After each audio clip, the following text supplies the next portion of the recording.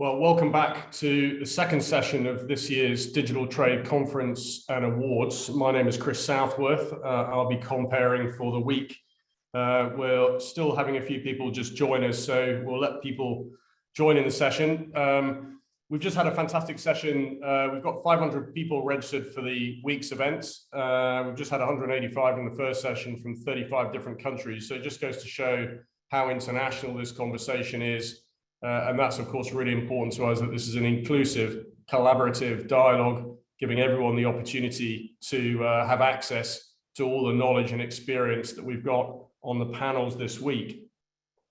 I should say that for anyone who is not able to join us, all the content will be distributed on YouTube, and you can certainly expect the numbers in terms of access to double or triple by the time people have watched this content on YouTube. So all the sessions will be distributed far and wide. Please do use the chat room. The team is in the chat room. I'll be in the chat room as well. Please do, keep talking there, sharing links, information, reports, useful insights. And if you have questions, please do ask questions in the Q&A section, where our moderator will pick those up and ask those questions of the panel. Also, social media, for those that are on social media, hashtag C4DTI conf is the hashtag. Please do jump on that and continue the conversation in the social media realm as well. So the first session was really about setting the scene, not covering the same content as we did in Singapore last week at the Future Trade Forum, but more just a quick recap as to where we are. We're now into alignment is the key session. I'd like to just introduce Nick Davies, who's the director for the Centre for Digital Trade Innovation.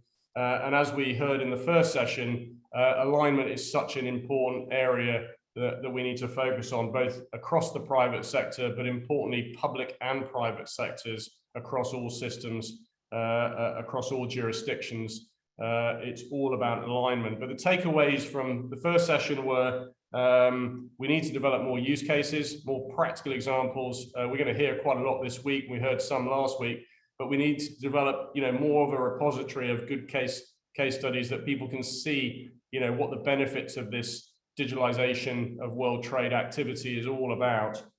The second takeaway for me was that, every country is starting this from different points, and we shouldn't worry too much about where we start from on the journey of digitalization. But more, focus on the direction of travel that we're all getting started from wherever we start from. And importantly, we're all landing more or less in the same space whenever that time comes. And that goes for laws, standards, systems, and capabilities. That was my second takeaway. My third takeaway was just, again, the importance of interoperability. It's so important that we have interoperable laws, we have interoperable standards, and we have interoperable processes and systems, and particularly to be working with governments. And that's a call to action to the private sector, is we cannot do this alone. We need to be working alongside our respective governments and doing this together so that all the systems across trade connect to each other. So I'm going to hand over now to Nick Davies. Over to you, Nick. Away you go. Thanks very much, Chris, and welcome everybody. Thank you for joining us for this second session of this virtual digital trade conference. And I'm very pleased to be joined today by a very distinguished panel of experts in this field. I'll ask them to turn on their cameras and microphones now, if I may. But to introduce them, we have Professor Sarah Green, who is a law commissioner for commercial and common law at the UK Law Commission, and has been instrumental in the drafting and hopefully passage of the Electronic Trade Documents Bill that we have in the UK. We also have Graham Floater, who's a director at the newly named Department for Business and Trade, who was not only a negotiator for the Singapore Digital Economy Agreement, but has now turned his attention to the West and is the chief negotiator for our agreements with the United States. We also have Pamela Ma, who is the managing director of the ICC's, the International Chambers of Commerce Digital Standards Initiative, again, also based in Singapore and is flying the flag for standards. And last but by no means least, Mr. Lo Sing Yung, who is the Director at Trade for the Infocom Media Development Authority, again in Singapore, and is the person behind Trade Trust and a lot of the technical applications that we rely on to realize digital trading arrangements. So I think we have, in a sense, we have the perfect segue from the previous session, and we have the perfect spread of expertise. I think this is illustrative of the fact that there are 4 elements to this. We have the legislative slide, which is represented by Sarah. We have the treaty side, which is represented by Graham, the standards side represented by Pamela, and the technical side represented by Sing Yung. And our intention here at the Centre for Digital Trade is really to pull those together and to ensure that we make the most of these, the opportunity. And I think the signs are that there is a good deal of alignment already in place. We have the incipient passage of the legislation. We have a good range of treaties, not least the PCTPP that was just announced just in the last few days. We have a good standards, a broad standards catalogue, if you like, through the DSI, and we have technology which can be harnessed to ensure that these trade processes can be done digitally and safely and securely and across more than one jurisdiction. So without further ado, I'll ask each of our panelists really to describe their own interest in this and why they think their particular element is something that is both a tool for, but an impetus behind the digitalization of trade. So let me first turn to you, Sarah, if I may, to just introduce yourself a little bit more and to say why, you know, what your input into this area and your interests in this agenda are. Sarah. Okay, thank you, Nick, and hello, everybody. It's great to be here, and particularly on this panel. It is a matter, as Nick and Chris knows, and probably other people on this webinar, that is very close to my heart. So as Nick said, I'm currently the Law Commissioner for Commercial and Common Law at the Law Commission of England and Wales, which is a bit of a mouthful. But essentially, what we are tasked with doing is making sure that that law is fit for purpose in the age in which we live. And quite frankly, at the moment, hopefully it will change in the next couple of months, but quite frankly, at the moment, it isn't, because the law, excuse me, the law of England and Wales at the moment does not, is not set up to accommodate the sorts of digitalisation that commercial parties want and understandably want. And, you know, the technology is now there. It is available. It is able to achieve what it needs to achieve. So the last sort of missing piece, the last brick in the wall, if you like, was getting statutory recognition of this. So enabling the law to recognise this. It couldn't in the past, essentially, because it didn't recognise electronic documents as being capable of being possessed. I mean, that's the problem. It's been a huge amount of work, but it all comes down to that problem, essentially. And so what the bill that Nick referred to does in 7 provisions is change that, so that the law now recognises that digital documents can be possessed. Hopefully that will become law. Now, what's been really interesting from my perspective working on this over the last 2 years is that there has been, I mean, I don't just work in this area of law, I work across various commercial and common law areas. And what's really interesting about this one is the huge appetite there has been for international collaboration. And that's, you know, that's fantastic. That's very sort of gratifying to see. And there's no surprise, I don't think, because as you've already heard today, and we're going to talk about some more, it's really, really important not to work in any sort of jurisdictional silo. There would be absolutely no point in separate jurisdictions all doing their own thing. But what is also really important to make clear is that consistency and interoperability are not the same things as total similarity. There would be no point, and it would be impossible for every jurisdiction to do the same thing and to work in the same way. And to carry on an analogy really from what Chris was saying at the very beginning about sort of traveling, landing in the same space, I think we need to think about it in those terms, really. We all want to get to the same place, but some of us, we've chosen to fly, some of us have chosen to take a boat, some of us have chosen to take a car, and you're not going to try and get a car into the air. And the same with a boat. That's really the picture I think that we're trying to give today, is that each jurisdiction and each set of rules and each set of organizations are going to have their own challenges. They're going to have their own particular requirements, and that's as it always is. So what's really important, I think, is to recognize that and to do what works for a particular sector, and not try and be uniform and impose any kind of blanket template, I suppose, on this. Now, of course, we've got Melita, we've got the MLETR, and it's fantastic, and it's such a powerful central resource to draw on.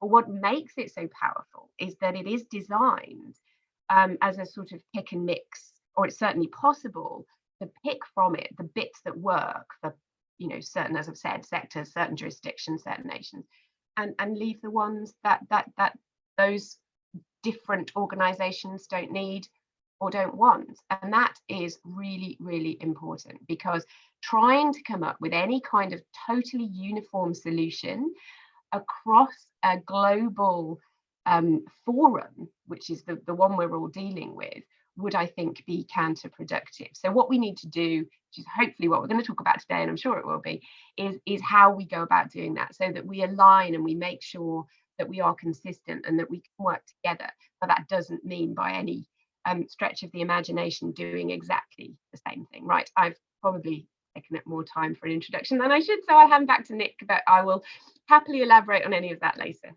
That's great. Thank you very much, Sarah. And that sets us up nicely to talk to Graham then. In the context of that, we're never going to get complete harmonization across different jurisdictions.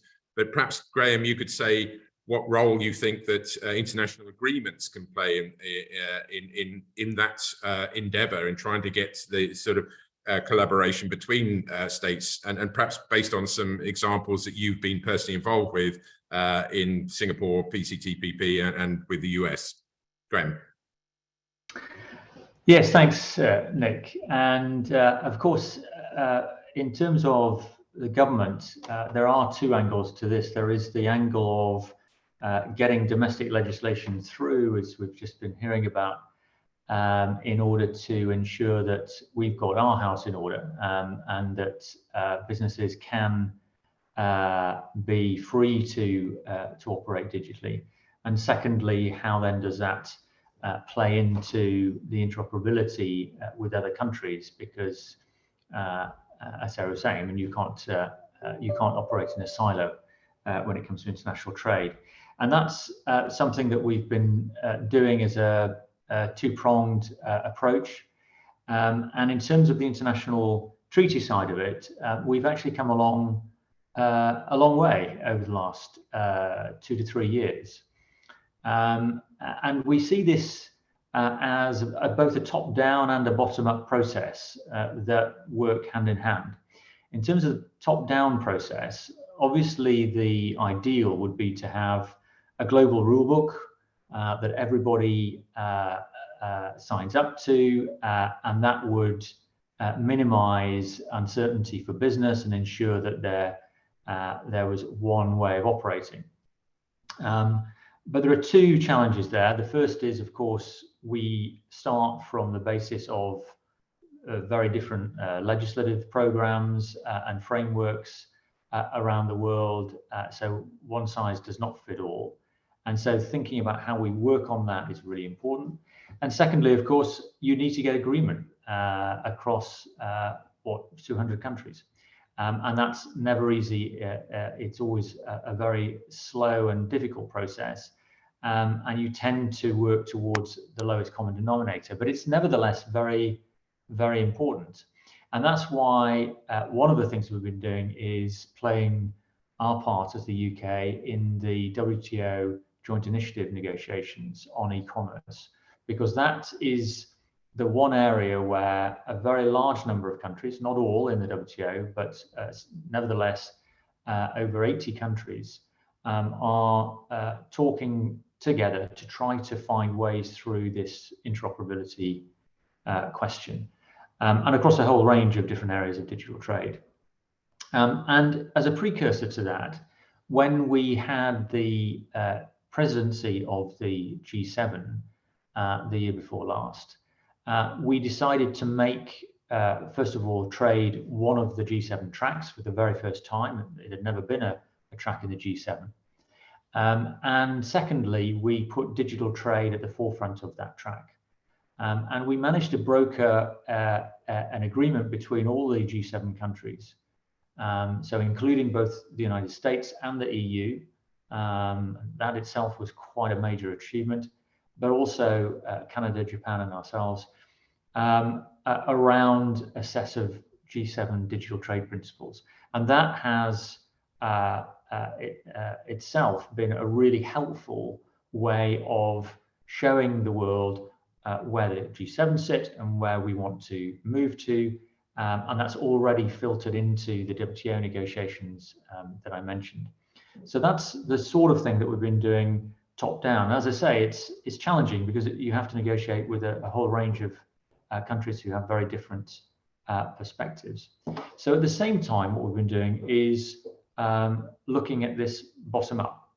And from that perspective, we have been quite successful at putting digital trade right at the center of our trade deals over the last 2-3 years, so that all of our trade deals, UK trade deals, are digital free trade agreements.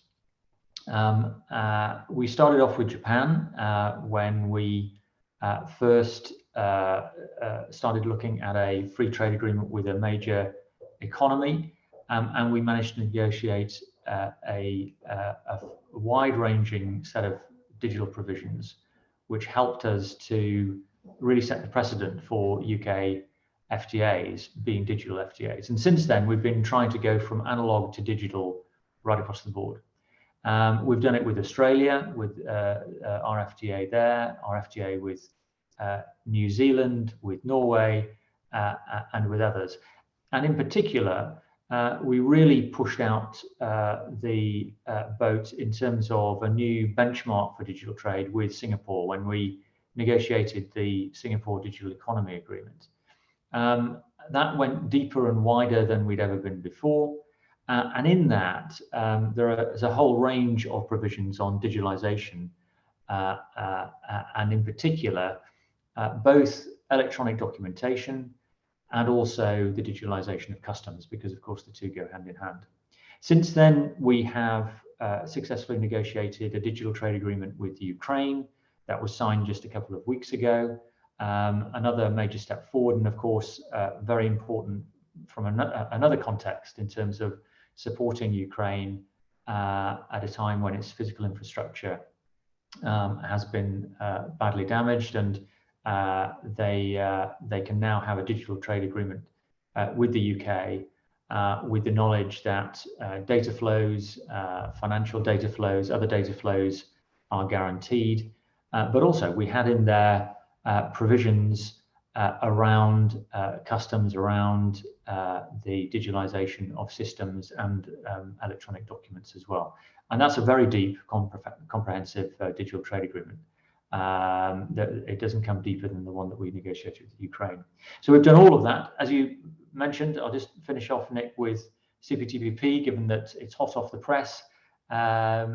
Just on Friday, we got that agreement. So the UK will be acceding to CPTPP, will be the 12th member. It is a very sizable group of countries. It is a very large chunk of global GDP, and we also know that that's a region of the world that is extremely fast growing, the fastest anywhere.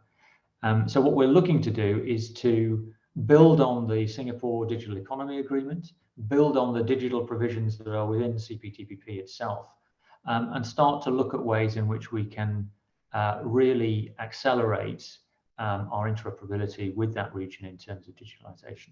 I'm very happy to talk a little bit more about that as we go through. Thanks. Brilliant. Thank you, Graham. And that really puts us into the global context. And you know, it shows that without wishing to be too UK centric, that there is an opportunity here for the UK to expand, to exploit the network of treaties that we are negotiating and use our geopolitical status to build on that. And interesting that you quote Singapore there, because we now have two contributions from two people who are based in Singapore. We'll come to Sing Yung in just a moment. But Pamela, so you are based in Singapore. You're, if you like, a level down from the legislation, from the treaties, and now we're talking about standards. Perhaps if you could introduce the Digital Standards Initiative and say why that is critical to the sort of policy impetus that Graham has been talking about. Over to you, Pamela. Yeah. Hello, everyone, and really glad to see some familiar names who have dialed in to listen to this session. The Digital Standards Initiative aims to basically accelerate the digitalization of global trade by harmonizing and aligning digital standards which are in use across the supply chain. And specifically what that means is that we would like to enable the dematerialization of supply chain documentation by setting the criteria, i.e. the core data sets, which would enable firms and supply chain partners to basically transact using data. So if you think of all the documentation, which basically encapsulates terms and conditions that enable goods to transit down the supply chain and eventually end up in their retail environment, each of those transactions, as goods pass from one to another, is actually intermediated by a piece of paper, invoice, warehouse receipt, and so on. And we would like to enable different parties to basically transact based on data. That means passing data sets and eventually allowing computers to, smart transact with each other based on previously agreed conditions. And this is one of the key difficulties in driving digital trade, is that every supply chain and many different firms basically have their own documents, own standards, and there's no universal standards. And so when it comes to basically interoperating data, you have a multiplicity of standards, which basically makes it very difficult, especially for small enterprises, to enter digital trade, because they basically got to hew to, all the standards set by their different buyers.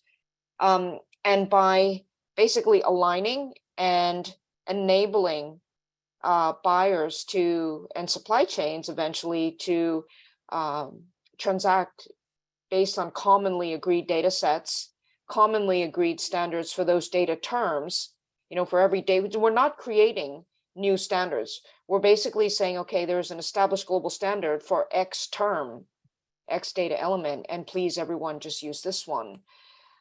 At a certain, and to the same effect, there's many industry groups, especially in the shipping industry, which have already aligned their different players to a common, say, EBL standard, e-bill of lading standard. And so what we want to do is say, okay, this is an agreed standard. It's harmonized with a number of other agreed industry standards. Let's just all use this one.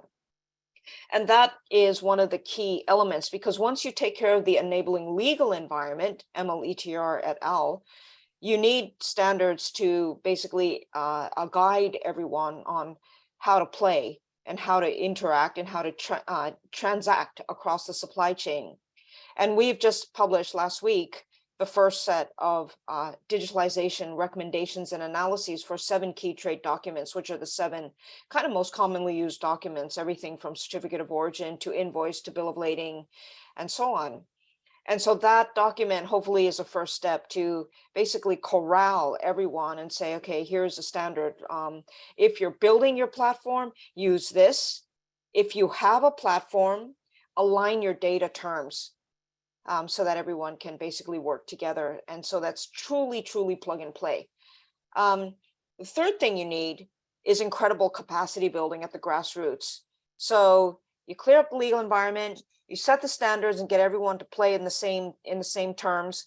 And you still have a huge capacity gap, especially for small firms and in the emerging markets, and actually in some developed markets as well. So we need the public sector and also the private sector, the big to the small, to basically really work on capacity building so that all these great agreements, like the digital economy agreements and the digitalization terms of multilateral agreements like CPTPP and RCEP, and the AEC, that they actually start to change what really happens at the grassroots. That's the thing. Everyone agrees where we need to go. But how you get people the hardware and the software and the training, because nobody was trained in digital trade. We are just getting started. And so how do you channel those resources? So there basically is the three kind of aims of DSI. There is a small fourth one, which I'll mention, which deals with technology.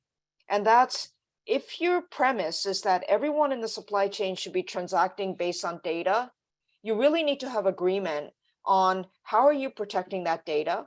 How are you verifying that it was sourced, that that data element was created by the right party? And that how do you guarantee that party's identity? And how do you protect that piece of data in its original form as it moves down the supply chain so that it can be truly shared rather than cut, copy, pasted? And that, today we have all the technologies to do that. And it's not even that costly or that complicated when it comes down to it. I mean, of course, IT isn't sort of everyone's cup of tea, but the technologies are here and they've been piloted, they've been tried. And so we really need kind of an industry consensus on not on the technologies to use, but rather on the effect that the technologies have. What is the end game for how we deploy technology in the supply chain? Verify, secure, and transact. So that's Really? it. Thanks, Nick. Thank you very much, Pamela. And yeah, unfortunately, we do have somebody whose whose cup of tea is technology, which is Sing Yung. So, that's a nice segue from Pamela there. So, Sing Yung, you've been involved in developing the technology that does enable the sort of thing that we've been talking about. Just to give us some view of your experience, of your developments with Trade Trust and where you think the technology plays into this. Sing Yung. Sure. Good morning, everyone. Thanks for having me here with you guys today. And just a segue into what IMDA does, we are actually a statutory board in the Singapore government under the Ministry of Communication and Information.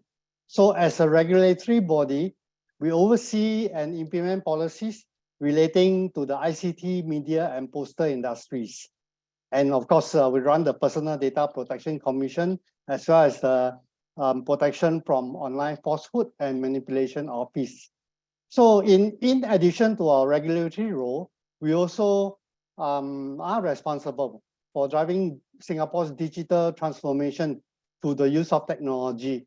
And we work very closely with organizations in a non-tech sector such as trade, logistics, transportation, to promote the adoption of technologies in order to help them evolve, maintain relevance, and compete effectively in the progressing digital economy.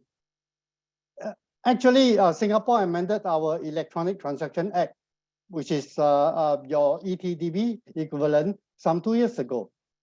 Ever since, we have been working on achieving technical interoperability. From our point of view, achieving legal interoperability through the passing of MLETR is just the first step. And the large part of the work actually has got to make sure that how can different digital silos, different digital tools that our businesses use can interoperate with one another. I just give you an example. For example, we have the ability to establish a contractual relationship electronically many years ago. Can you just imagine that if, let's say, today, Microsoft Outlook cannot really talk to Google Mail. So even I can actually establish a contract, sign a contract electronically, I will not be able to actually email this contract and have to rely on printing out my electronic copy of contract, sign on it, and courier to you. So there is a reason why we think that technical interoperability is also a key to really facilitate cross-border trade.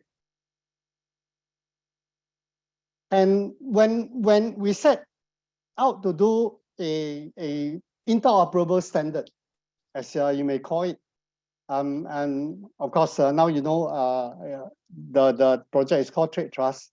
It isn't just for Singapore. We see this as a public good that government should invest that will enhance our businesses' ability to generate and capture value. And for the benefit of the rest, I'm also happy to announce that the technology stack on which Trade Trust was built on, open attestation, is currently listed as one of the digital public goods under UNDP. And we believe that the role of government is to invest in infrastructure buildings such as Trade Trust, including working with various international organizations in establishing global standards. Then businesses can then focus their limited resources on generating business value for their customers. And at the same time, maintaining this interoperability conversation at the policy level, at the political level, including WTO, GSI, including maintaining this at the digital economy agreement that we sign with other countries is also important. Back to you, Nick.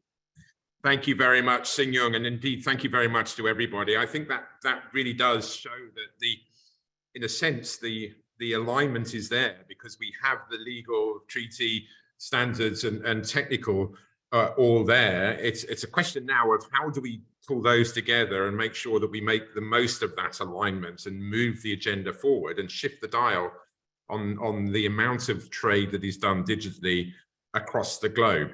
So it sounds to me as if there's a consensus that we're never going to get one system across the piece. There will always be legal, technical, and even cultural differences between the 200-odd jurisdictions that operate globally. So I wonder, and this is a theme that's developed in the chat, you know, if we are never going to get one system to rule them all, as it were, how do we get the dial moved on it? How do we get some more of those jurisdictions talking to each other, and how do we move the dial? Now, we've heard that the ingredients are there more or less, but I think there's also a consensus that the time for talking and conferences and so on is past. We need to get this into delivery, and we need to persuade commerce as well as governments that this can actually work. So perhaps if I could ask each of you again in turn to say, what would your advice be to those listening who want to see things move on? How would you set about doing that? Sarah, how would you look at it from a legal point of view? Because forgive me if I caricaturize slightly, but sometimes it's the lawyers who say, no, you can't do that. How do we get the legal side of things more encouraging of what we're trying to do here? Yeah, well, I think the first thing is to say that when I referred earlier to there being no possibility of a one-size-fits-all solution, I think what's really important about that in my mind certainly is that I don't therefore see what we can achieve as being second best, because I think a one-size-fits-all solution just wouldn't be very good. And actually what will be far better is solutions that are bespoke and tailored to particular systems and to particular requirements that can then be made interoperable. And to me, that's the optimum thing. So I think that's certainly in my conversations across the world about this, that's been part of the problem. In that, I mean, you're absolutely right, of course. To some extent, lawyers certainly in the past have had to say, well, we can't quite do this yet. It won't be legally recognised. But hopefully, certainly in England and Wales in the next couple of months, that will change. And lawyers will be able to say, absolutely, just go for it. It's now in statute. It's absolutely fine. As we've heard from the other panelists today, the technology is there. So, it's like everything is there, all the ingredients are there. And I think, as with anything new, whether that's legal or technological, a lot of this is about confidence. And of course, because people are, and organizations are talking about huge amounts of resources here and huge amounts of potential liability. So it's completely understandable that there is some reservation.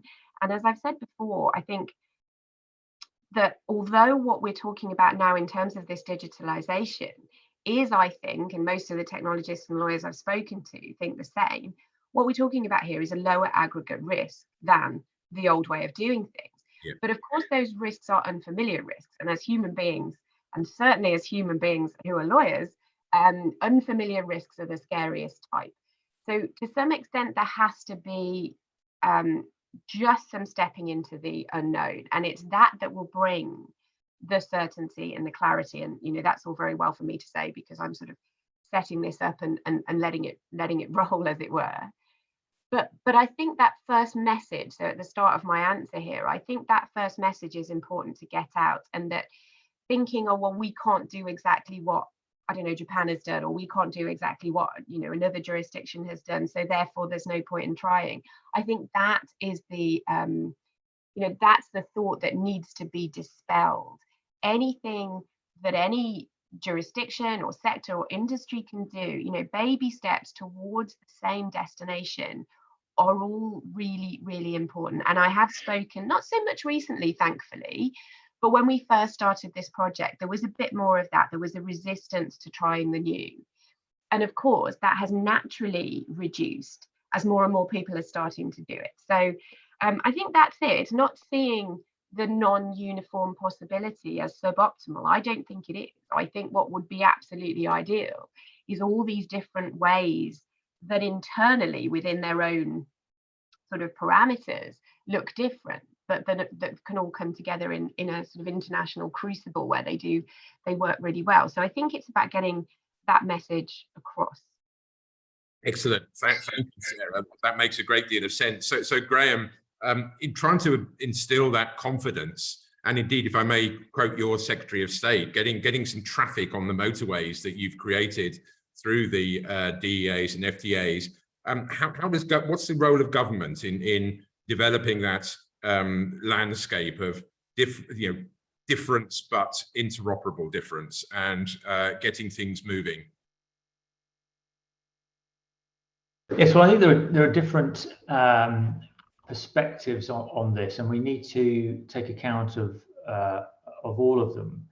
I mean, I talked earlier about the international treaties, and I think that is the first step in terms of setting out frameworks for countries to work together, whether that's a multilateral framework, plurilateral framework with a group of countries coming together and setting out commitments for the digitalization of trade, or whether it's bilateral free trade agreements or digital trade agreements.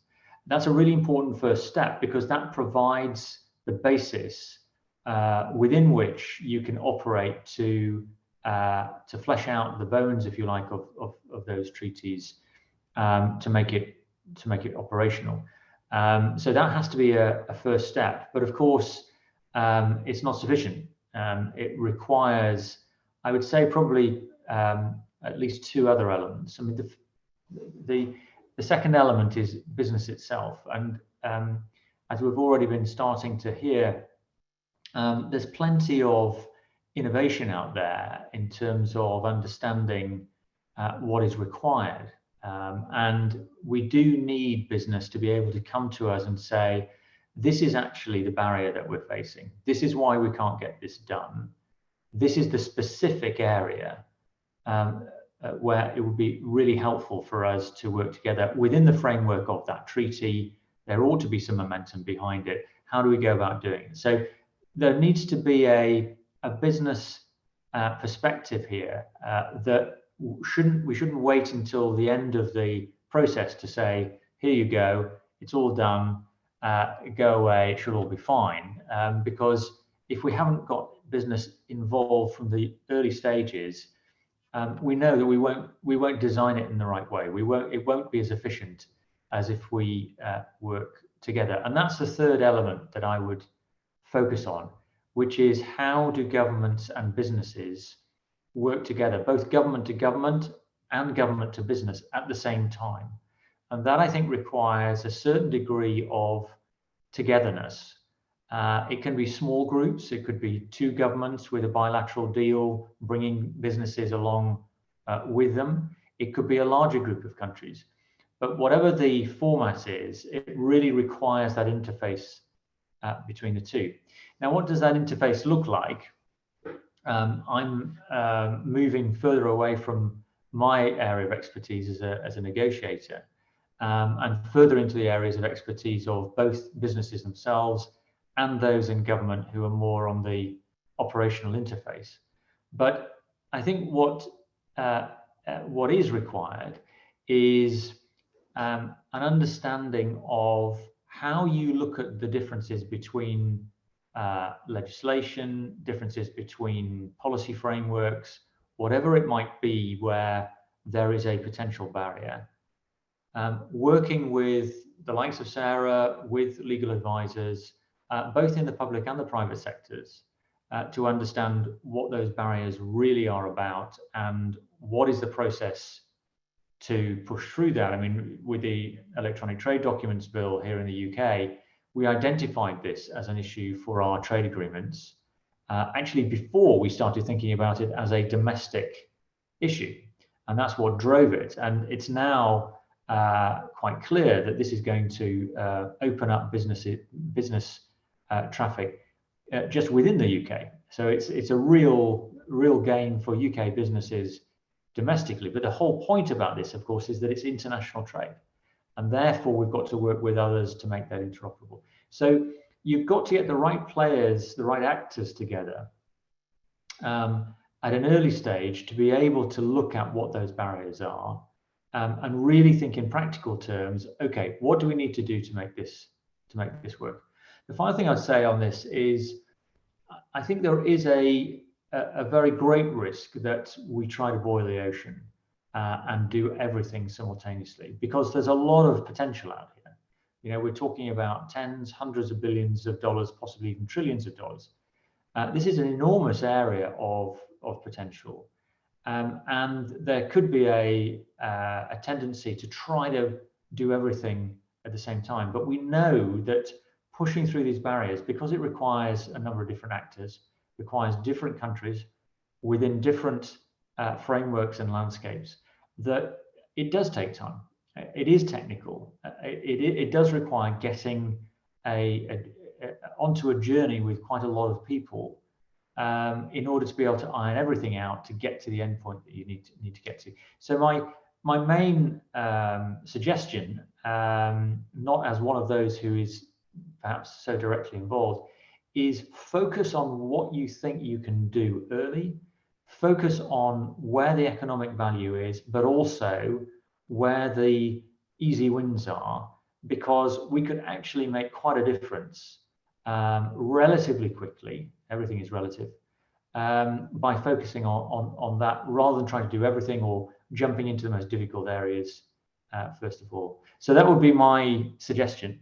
But no, absolutely no doubt, we've got to have governments and businesses working together. It won't work otherwise.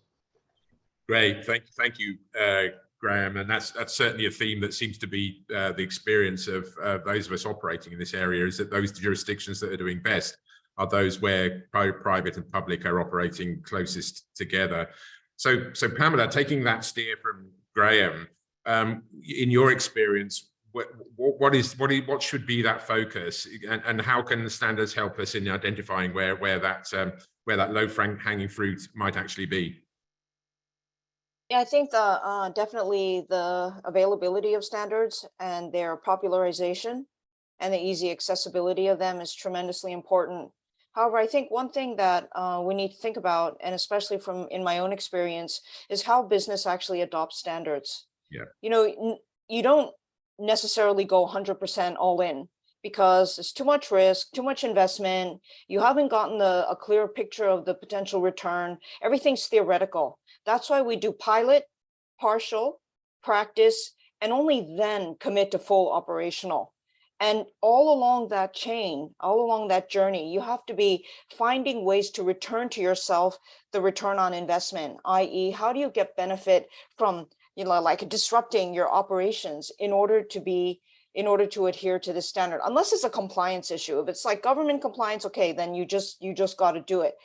But for something like digitalization, where we're counting on commercial benefits that will accrue to those who change, and some of those commercial benefits are actually through expanding the pie. So it has to be, it has to be a step-by-step approach, which is why I believe that actually, people who are implementing standards, they need to kind of understand what will make business act. And that's that you give those standards currency in the market, and that you accept that not everyone is going to achieve the same level of maturity at the same speed. And if we just kind of take an example, LEED, the environmental building standard, when LEED began, it wasn't actually worth that much in the market. I mean, firms were doing it, but they were like really testing the water. And it wasn't until, a decade or even more after LEED was launched that you had the clear progression: bronze, silver, gold, platinum. And each of those tiers actually has some kind of identifiable commercial benefit that accrues to the building owner and the building operator. And I think we're going to see, and even today, you won't have everyone going for platinum. It's just not practical. And people have different ambitions. And so I think we have to accept, just because some firms don't go all out and some supply chains don't go all out and they're content with being bronze or silver, doesn't mean we failed. And it doesn't mean we need to change the legislation in order to do that. So different starting point, also different ending point. And then the last thing is that, this game is just getting started. And so we should be expecting changes as we go along, because every new technology that's released, every new capability, every new resource that goes to digital trade, that actually gives us a slightly different mix. So it's really dynamic. And I think we have to accept that none of us really has the grand design. I mean, much as I would like to think that I know where we're going, none of us really know. And so we have to sort of be okay with sort of inching along and not saying, okay, well, we're not moving fast enough. Maybe we are, because we can't move too fast that people are left behind. Yep. That's just, just because some of us have the answers doesn't mean you can like jam it down. You have to proceed at the pace which allows people to be empowered and to innovate along with the capabilities. Yes, I absolutely agree with that, but not necessarily at the pace of the slowest, because that could hold us back. But yes, with sufficient flexibility to allow everybody to come on. So Xin-Yun, you've been focusing on delivering in real life situations with the electronic bill of lading pilots you've been running. Tell us just very quickly about your Queen Bee approach and how you've got industry engaged with your work over there in Singapore. Actually, I've been thinking through one of the things that mentioned about is someone asked when will the world adopt MLETR. I think if we just look at the page from history, MLEC, MLES was out there for more than 15 years, right? I believe even if we run at double the speed, we will need at least 7 to 10 years before ETR become a commonplace in cross-border trade. So I still believe that this is a journey. So I think the strategy that we have taken from Singapore, I think currently it involves a lot of top-down and bottom-up. Why I say top-down is you have experienced yourself firsthand our top-down approach. First of all, we align between Singapore and UK on the DEA. That is that we achieve political alignment and we achieve policy alignment. Then under this umbrella, then it allows us to actually orchestrate joint projects that involve government from both sides as well as businesses from both sides. Yeah. And this is a technology adoption or a typical adoption curve where you have early adopters and you have followers and you have latecomers. That is a reality. That is the reason why we are not trying to boil the ocean. We don't expect everyone to change overnight. We work with the willing and the able, and at the same time, we share our experiences. And for example, we come up with a standard playbook because we know that this is something new.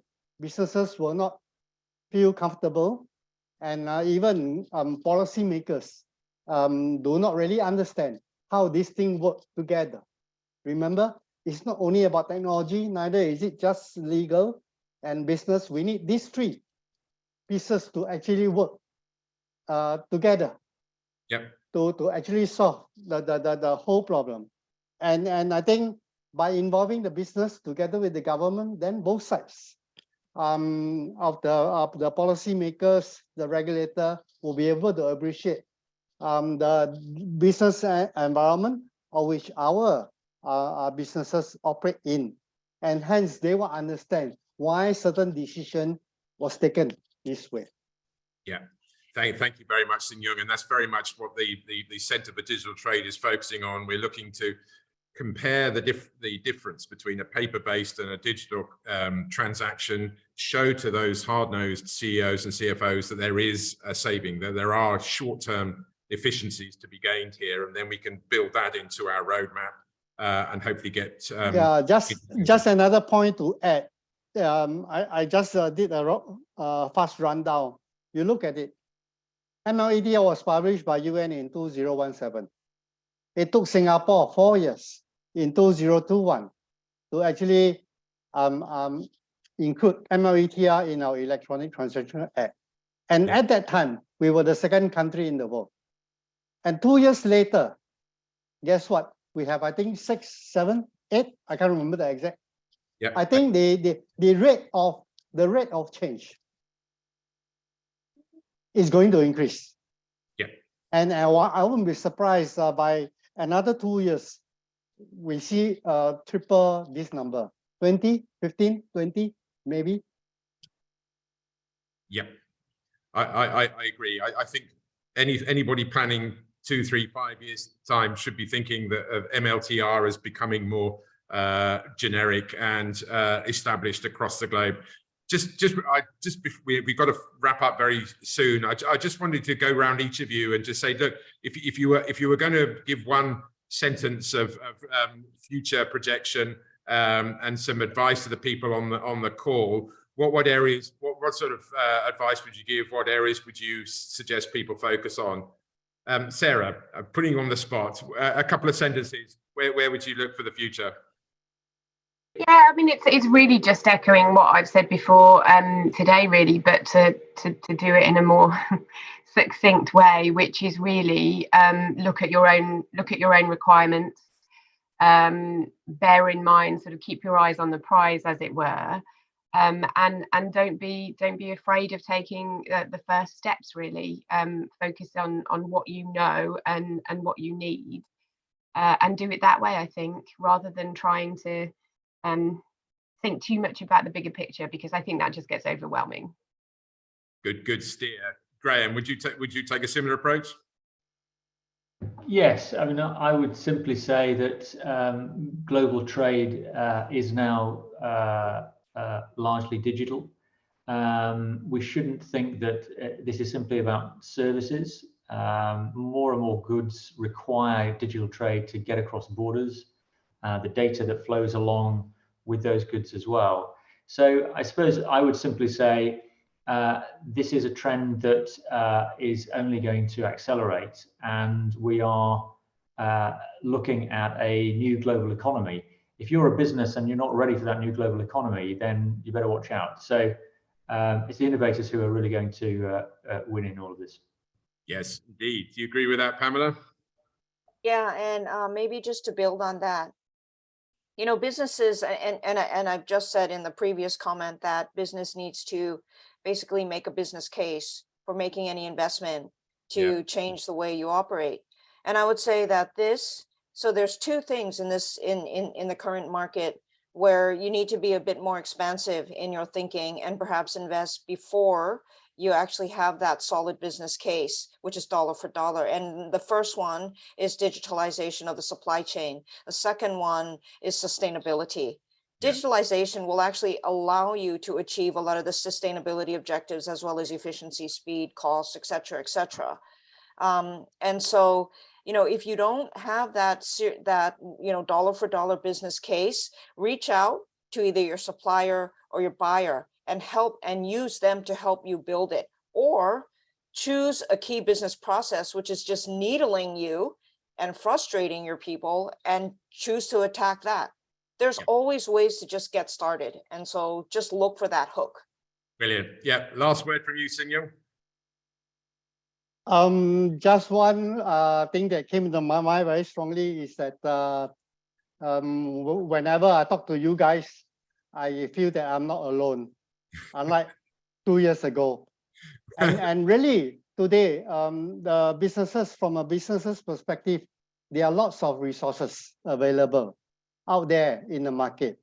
And if you don't believe, if you don't know how to do it, you don't know where to start, talk to people like Nick, talk to people like Chris, and you can even talk to me. We are here to help everyone. Absolutely. And we've benefited very much from your practical help, Singyong, in what we're doing. So thank you very much indeed to all our 4 panelists. That's been a massively useful discussion, and I hope everybody's picked up some good tips from just both the immediate term and the longer term on that. I'll hand over briefly to Chris to summarize, and that will be the end of our session.